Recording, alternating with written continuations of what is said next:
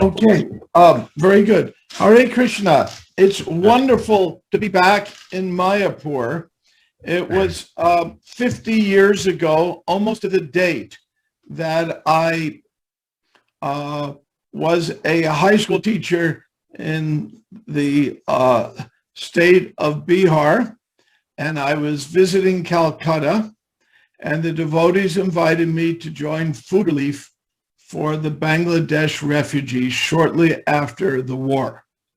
And so, not knowing anything of what Mayapur even was, I took the train to Navadvip and crossed the river. And when I crossed the river, this wonderful devotee Tejas was there, who had also been a Peace Corps volunteer in India. So he greeted me and invited me to meet Prabhupada. Now, what many of you may not know is I'd met Prabhupada briefly in Calcutta several months before. And when I met Prabhupada in his room in Calcutta temple, same temple we still have, I said to Prabhupada, "Prabhupada, do you have any questions?" And I'd just come from Bodh Gaya, the famous place where the Buddha received enlightenment. And it's claimed that the sapling or a clone of the original tree still exists. And so I sat under that same tree, and of course, nothing happened. So I then, fresh coming from Bodh Gaya, I asked Prabhupada, why not Buddhism? Why this Hindu path? And so Prabhupada answered, I learned in a somewhat predictable way. He said, so what does a Buddha say? Prabhupada was loath to discuss this ism or that ism. He wanted to discuss philosophy.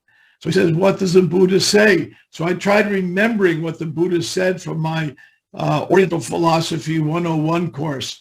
And I stuttered and stumbled. And finally I said to him, actually, I don't remember. And Prabhupada said, so why are you asking that question? So at that point, I said, I will keep my mouth shut and just listen. So when I went to Mayapur and I had a chance to meet Prabhupada again, I said, I am here to learn from him. I had met his disciples. I admired them. I had learned the mantra 4 years before in New York, which kind of like one of those songs that sticks in one's head. The mantra stuck in my head.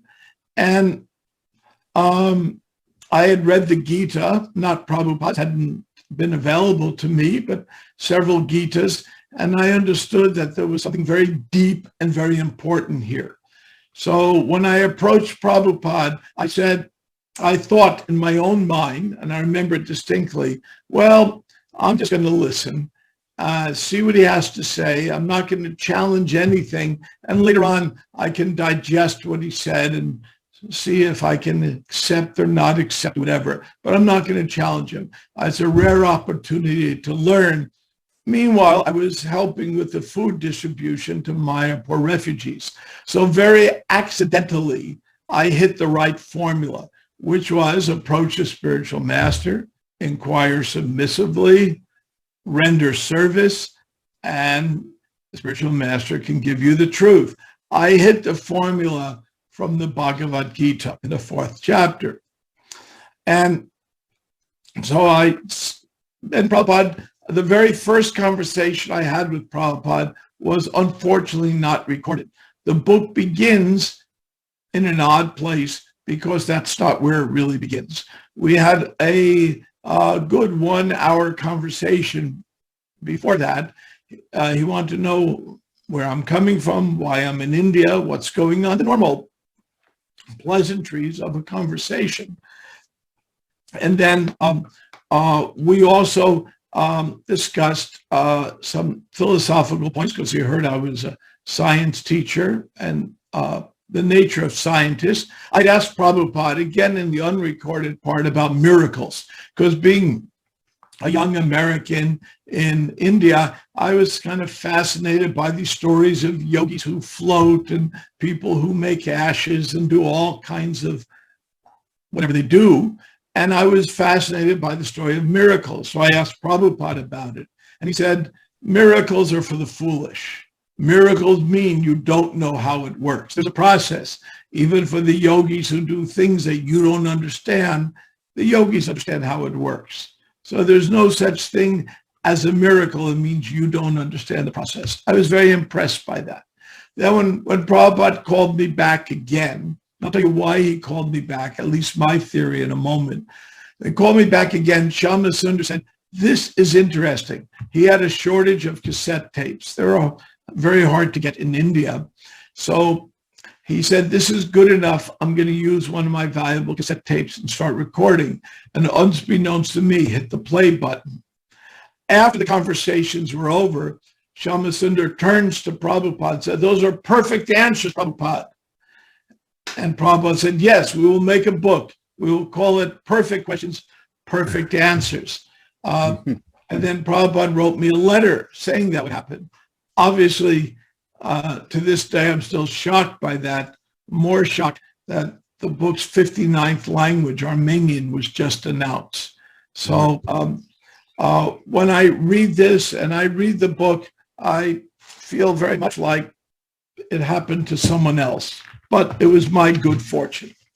So there I am with Prabhupada, and he kept calling me 2-3 times a day for 3 days, maybe 4 times, come into the hut and see him. So why did he do that? Well, one, there was, I'm guessing, 60, 70 devotees. They're mostly Western. And the only guests were some local villagers who came to see, as Prabhupada described us, the dancing white elephants.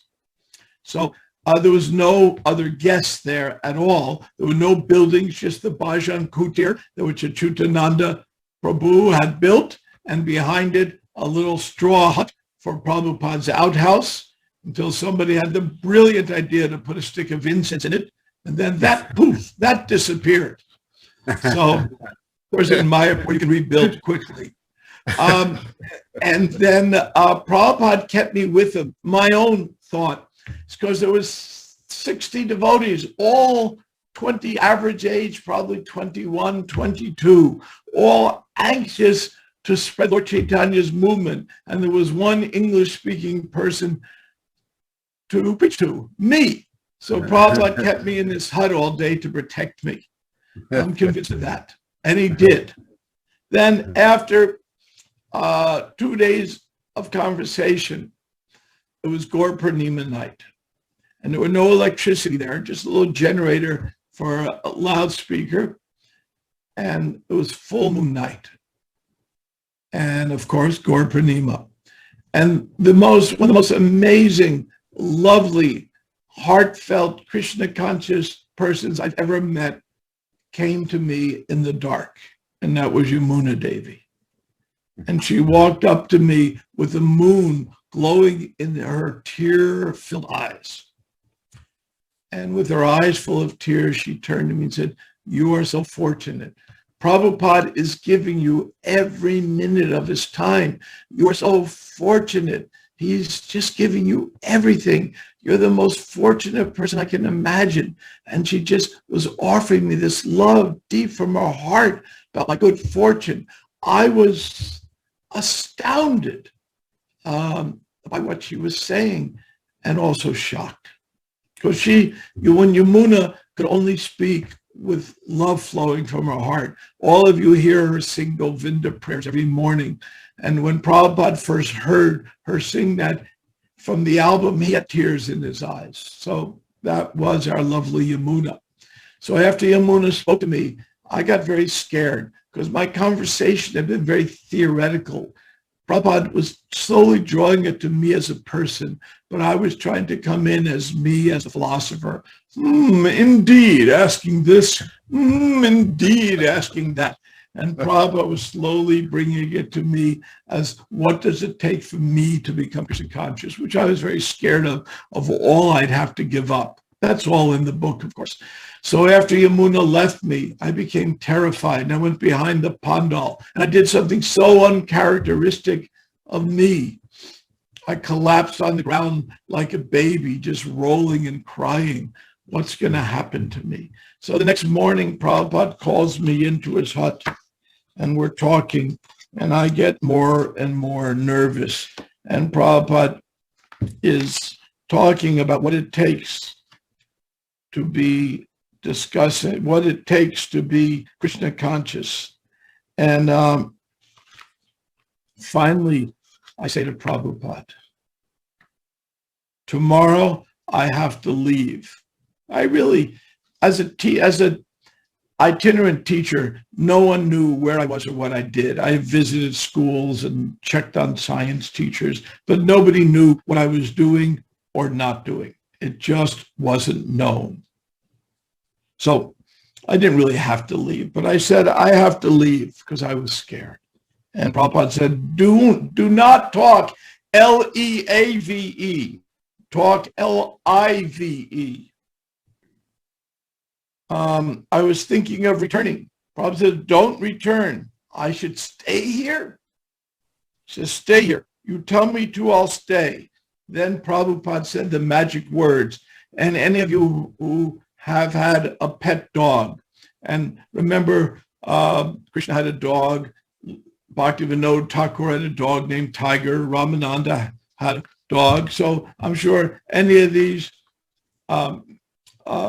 would say the same thing to the dog. When the dog behaves well, it's always the same thing. Good boy or good girl. It's the way we would speak to our dog.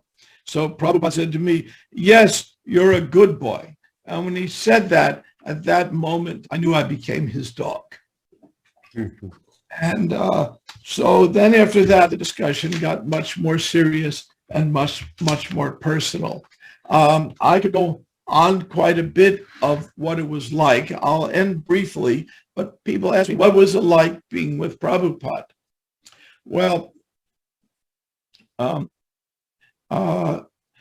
we can read about it in the early days of Mukunda Goswami's amazing book, Miracle at Second Avenue, and Vishaka's book, 5 years, 11 months, and Satru Maharaj's biography, and Hari Sari's journals. So there's a lot of books that tell us what it's like to be there. I had the good fortune being practically the last devotee who could spend a lot of time with Prabhupada before Bhakti True Swami.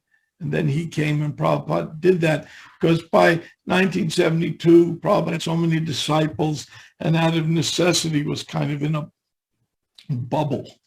So what was it like in those days? The same thing as the early days of the devotees. Prabhupada never changed one bit. He was personable, much funnier than most of us realized. Prabhupada, extremely jolly. When I listen to him speak now, I realize how funny he was. I mean, so many, but they went over our head due to cultural and age differences. But Prabhupada, just a biting sense of humor. And he never made me feel, even when I confessed to my weaknesses, I didn't feel judged even a little bit. And I cannot always say I felt that way with other devotees all the time, to put it nicely. But with Prabhupada, there was no sense of judgment. He was there really concerned about me. Prabhupada is the epitome of radical personalism, which is a term Ram Baru has coined, which is so appropriate. So what was being like with Prabhupada? It was being like someone who really cared for me and was concerned about my own Krishna consciousness. So with that, I wish I could be here with you. I did have a ticket to even come at His Holiness Jayapataka Swami's request, but due to the world circumstances, it wasn't practical to come. So I pray that Lord Chaitanya invites me again to Mayapur. My ideal world would be I can be there with my two friends who are here with me, Ambarish and Achyutananda Prabhu, and be there at the same time. So I thank you all for organizing this wonderful festival commemorating the many 50 years of Mayapur. When I went there and saw a blank, when I went to Mayapur. There was obviously nothing. And I didn't actually visit Mayapur again. I'd been to Vrindavan, but not Mayapur till the 80s. And when I saw a whole town, it was amazing. I can't imagine what it will be like when I get to visit again. Hare Krishna. Jai. Thank you, Brahmatirtha Prabhu.